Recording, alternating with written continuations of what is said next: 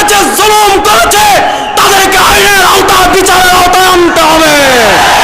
বাংলাদেশের টেকনাফ থেকে তেতুলিয়া পর্যন্ত যতজন নিরীহ মাদ্রাসার ছাত্র আলেমদেরকে আওয়ামী দুঃশাসন জঙ্গির ট্যাগ লাগিয়ে গ্রেফতার করে রেখেছে, 24 ঘন্টার ভিতর তাদেরকে মুক্তি দিতে হবে।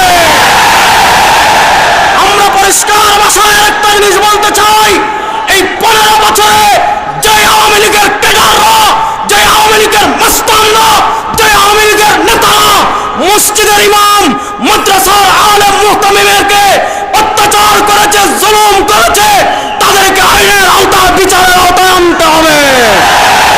যদি তাদেরকে বিচারের আওতায় না আনেন, সোনার বাংলাদেশ কখনো প্রতিষ্ঠা লাভ করবে না। আমি বাংলার ওলামায়ে কেরামকে বলবো, এই স্বাধীনতা লাভের পিছনে ইসলামী আন্দোলন বাংলাদেশের অবদান আছে না নাই?